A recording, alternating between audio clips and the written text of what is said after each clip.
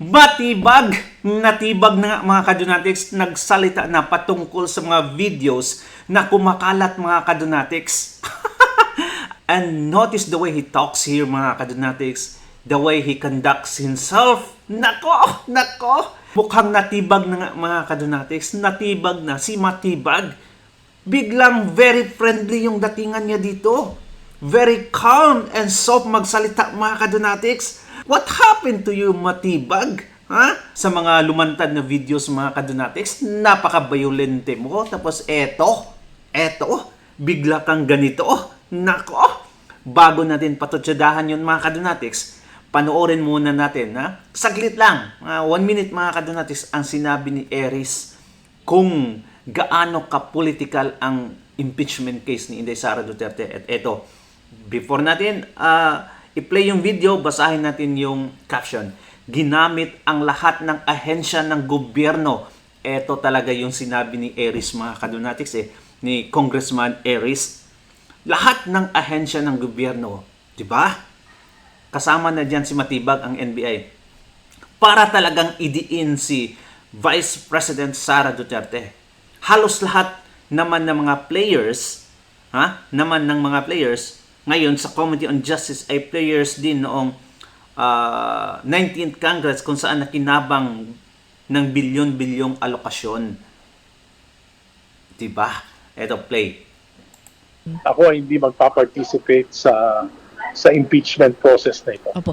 So, nangangahulugan po ba yan, Congressman Arisen, na hindi po kayo nakumbinse doon sa mga nakalipas na pagdinig ng House Committee on Justice, yung mga lumutang po Hindi na... ko nakumbinse dahil ginamit lahat ng ahensya ng gobyerno Ayun. para talagang idiin si Vice President Sara. At nakita naman natin na bilyon-bilyon alokasyon at pareho pa naman, halos lahat naman ng mga players ngayon sa Committee on Justice ay mga players din noong nakaraang 19th Congress kung saan nakinabang ng bilyon-bilyong alokasyon. Yun mga kadunatics, maiksi na video pero grabe ka compact. Kung sa pandesal yan mga kadunatics, busok ba? Eto mga kadunatics, panoorin natin yung pahayag ni Matibag ngayon lang 15 minutes ago patungkol sa mga kumakalat na videos. Eto, pansinin nyo mga kadunatics kung gaano siya calm dito magsalita and friendly. Hanapin nyo kung kaninong pangalan nakalagay doon. Attorney Melvin Matibag as Secgen. Ngayon may PDP sila. The same party that is being used to attack me. Diba? Sir, what do you think is the motive, lalo na yung timing po today ngayon? Ano sa palagay mo? What do you think? What do you think is the motive mga kadunatics doon daw sa mga videos na lumalabas? Ang timing daw sa videos na lumalabas. At itong sabi niya, ano sa tingin niyo? Wow! Attorney. Ano sa palagay nyo? Diba? So sabi ko na lang mula nung malamang lalabas ako magte-testify sa Senate, hindi ba, sa impeachment court, yung sa Committee on Justice, ayan na, sunod-sunod na, di ba? Alam nyo lang, just to let you know, wala naman akong bagong sinabi dun sa Committee on Justice. Oh! Wala doon siyang bagong sinabi sa Committee on Justice. Before we proceed mga kadunatics, sagutin mo, Matibag. Yung aligasyon, ay talagang hindi aligasyon mga kadunatics, tested and proven na flood control ghost project ng iyong asawa na si Ann Matibag. Sagutin mo saan napunta ang 91 million, ang 93 million, at overall mga kadunatics na proyekto ng asawa mo, 600 million, saan napunta? Yun mga kadunatics. Expected na daw na lumalabas yung mga ganyan mga kadunatics kasi nagtestigo daw siya sa House of Crocodile. Dapat nung una pa lang, alam mo na may mga masamang videos ka pala. Inisip mo na yon bago ka nagpakita sa House of Crocs na akala mo kung sinong matino. Ang dami palang mga karanasan mga kadunatics. Tapos nag-testify ka kay Inday Sara Duterte na akala mo si Inday Sara na ang pinakamasama mga kadunatics. Ayun pala, etong si Matibag pala. Ang napakasama mga kadunatics. Kung ano yung dinatnan ko rito, kung ano yung affidavit of investigation, yun lang naman sinabi ko para po dun sa mga nabubulagan na akala ako ang nag-file ng kaso sa DOJ. Hindi pa po ako director noon nung ipinail yung kaso. Panahon po ni Director Santiago nung pinail yung kaso. Kung ano po yung sinabi ko sa Committee on Justice, yun po yung inabutan ko na rito. Wala pong dinagdag, wala pong binawas, wala pong pinalitan doon. Wow! Tingnan mo mga ka-Dunatics, ha? Sobrang friendly yung dating nyo dito. Wala pa akong pinago. Kung titingnan nyo, ibang director naman yun. Ay, nako, saan yung violenting act mo, ha? Na parang kita na walang ebidensya. Sa inyo! Ha? Alika dito! Ay, nako, anong nangyari? Natamaan na ba? Natibag na nga mga ka-Dunatics, ha? Tibag na si Matibag. Yan! Ha? Yan yung sinasabi mga ka-Dunatics. Manghugas ka muna ng kamay bago mo sabihin sa iba na madumi yung kamay nila. Ay, nako naman. Kaya ito, ang susunod na video is kay Paulo Panelo mga ka-Dunatics at kumpiyansa talaga siya na hindi may impeach si Inday Sara Duterte. At yun din yung tingin ni Drilon. Alam nyo naman si Drilon mga ka-Dunatics, which is panoorin natin din. Okay, ayan. Akin tingin ko, wala. Tingin ko walang numero. And I'm speaking not because alam ko sino yung mga kaalyado, but because I've seen the evidence against her and I don't believe that there's a case against her. Ayun. To impeach her, to disqualify her for 2028, to subvert the will of the people, I don't think there's enough ground for that. I want Sobrang kumpiyansa mga ka-Dunatics. Well, for your information, siya po yung lawyer ng ipinail nila na kaso against kay Madriaga mga ka-Dunatics, but not a legal counsel ni Inday Sara Duterte sa impeachment. act as Attorney Jimmy kasi ninang ng anak niya si Attorney Jess. Conflict of interest Oh. ba? Actually, laging tinatanong yan, Senate trial, conviction, Senate votes. Ayun, andyan pala si Shokla. Ang layo pa nun eh. Ako ang gusto ko munang pag-usapan, plenary debates. I'm so excited. Ito na naman, kinikilig na naman ako. Gusto ko na naman marinig si Kong Bong Suntay, si Leandro Leviste, Kiko Barzaga. Oy, nag-swear in na si Kiko Barzaga sa PDP laban. Yes, because now, Sa amin they na siya. have the ability to ask questions sa plenary floor. Si Paulo Marcoleta, he can only make manifestations Teka, sa Committee on Justice. ma-expel naman siya. Si Kiko, Oo, dahil May balita, for the may same balita. offense. okay, o may iba pa namang DDS Ay, visit talaga. Expel na pala nila si Kiko Barzaga mga ka-Dunatics. That is just freak out.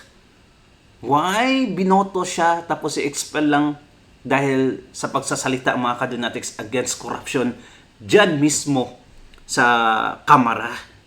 Can you imagine that? Ha? Tatanggalin ka dahil nagsalita ka against corruption? While yung nangungurap mga ka-Dunatics mismo, ha? Yung pinapatungkol niya sa mga post niya, ay andyan, tumatanggap ng sahod. Ay ganyan katindi ang Kamara ngayon. Ganyan katindi ang administrasyon ni Bangag Jr. Kong. Oh, that's what I'm excited for. So, before we talk Leandro about Leviste. the Senate trial, di ba? Parang ayaw niya. Kung Lebis parang He will ano not siya. vote. No, he will not vote for the impeachment. He has already said it. Oh. He came out as Pero a I mean, DDS he Kong. does not want to transfer or to jump ship. To PDP laban. Oh, yeah, oo. Oh, but yun nga, wag na tayo Alam muna na alam ni magbilangan nanay, ng mga senador. Magtutuos muna ang mga defender ni VP Sara at ang Committee on Justice with Kong Jervy Luistro as the sponsor of the committee report. Siya ang gigisahin. Oh, yeah. Actually, yan ang Sa plenary. Wag muna tayo mag-expect sa Senate trial. Next week, Kong Jervil will sponsor the committee report and she will be asked questions. Ako ang inaasahan ko naman, the Duterte family. Kong Pulong, Harold, Omar. Gisahin nyo si Kong Jervil. Pakita nyo na piglalaban niyo yung Duterte family. Pero hindi niya magigisa yun kasi hawak niya yung beat.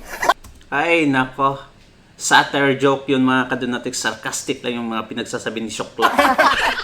Ang gusto ko lang dagdag, Mami Chu, kanina nakita ko may article na lumabas sa Abante na dinagdagan daw ang budget ng mga kongresista in time for this impeachment hearing at aakyat daw to 1 billion per month ang What? budget for Totoo ba 1 congressmen. billion a month? So, dapat din bantayan yan. Kasi, di ba, nung unang impeachment, meron nang nagsabi na may kapalit na pera yung pagboto sa 150 impeachment. million lang yun noon per vote. Di kaya kasali yung systems loss natin dyan. Teka muna. Ako may last word dyan. Sige po. Yung pangalan, Pulong, Tolong, Harold, Omar. Ay, Mga mga- congressmen. Mga Duterte. Committee de Silencio yung mga yun eh. Members ng Committee de Silencio. So, what do you expect? Anong klaseng tanda to? Ikaw na Anyway, nagsabi mo Since na Hindi mga ako. Maybe no outlooks- longer, Oh. no? Because of this issue. Yes, yes. Maybe no longer. My expectation, Wala Mami silang Sue. sinasabi, napaka-Committee de Silencio Hindi, sila. kasi nga, Committee on Justice, you cannot make questions. Bakit siya pinayagan ni Manifestation sila. Limited manifestation. So, kung talagang Duterte Wala palang alam itong si Tanda. Ewan ko na lang. sila, pamilya Duterte, magtanong naman sila sa plenary floor. Tanong natin si Kong tuloy, Attorney Paulo, are you frustrated with your congressmen? They're not even taking... Congressman ko kasi si Miro Kimbo. taga Marikina ako eh. Sa akin, walang point. Kasi pre-judge na eh. Pero may But magandang at point least you have tried. may magandang point si Attorney Poa the other day. Sabi niya, o sige, mag-a-attend kami. He Pero- did, di ba? He did attend. Pero when he was subpoenaed, Yes. pero in his capacity as Poa in his own former capacity. DepEd official. Ngayon, sabi niya, o sige, attend kami. Pero hindi naman pala sila binibigyan ng mga documents beforehand. So, paano nila maaaral yun? How can they intelligently question the witnesses if they're not given the documents beforehand?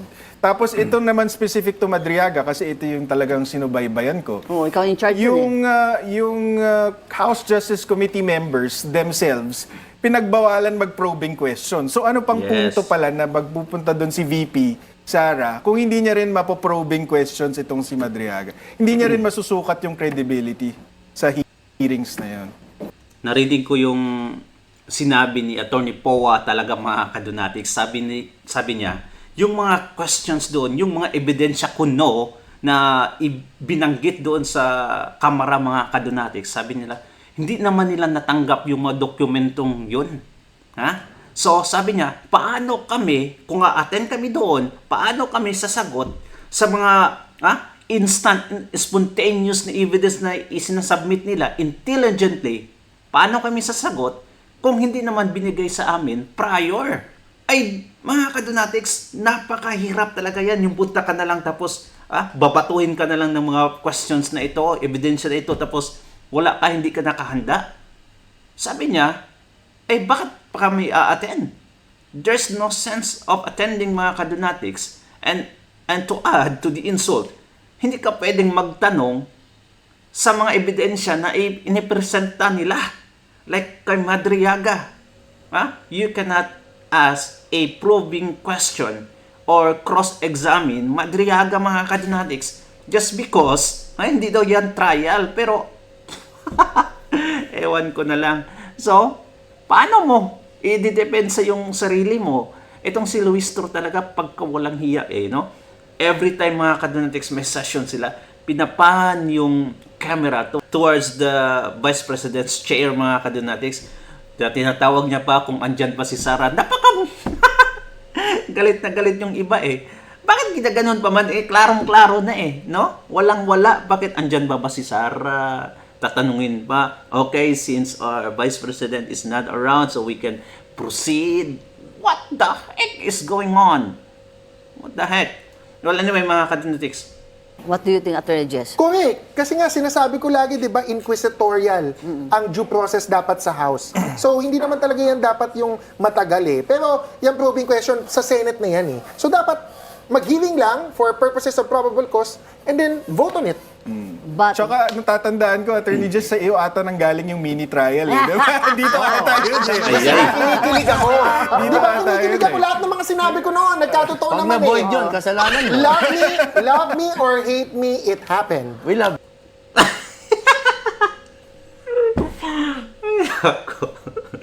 ito talaga yung joke lang. Parang hindi attorney no? Ito, last mga kadunatics, manoorin natin si Drilon. Siya na mismo ang nagsabi na napakalaking tsansa na hindi talaga may impeaching de Sara Duterte by numbers dyan sa Senado mga kadunatics. Ito. The House Justice Committee already voted. Balikan lang po natin, sufficient in form, sufficient in substance, grounds, tapos ngayon po, kakatapos lang po nung probable cause. All right, that was a unanimous vote. 58 members voted that there is probable cause. Did you see any problems, concerns during the conduct of the hearings? I didn't see any, and if I, I can, from where I sit, the House Committee followed the Supreme Court decision to the letter. So maybe overdid it, and but I can see that, and I have no doubt that they will elevate the case to the Senate. The impeachment complaint would be elevated, and probably. So, naniniwala siya mga kadonatics na talagang mai-impeach si Inday Sara Duterte sa Kamara. Makukuha yung 106 votes mga kadonatics. That is the reason why Vice President Duterte did not submit any evidence, because she assessed that no matter what kind of evidence she will present, chances of it being elevated to the Senate is very large, and therefore, as a matter of strategy, they say, let's do it in the Senate, let's present our evidence there.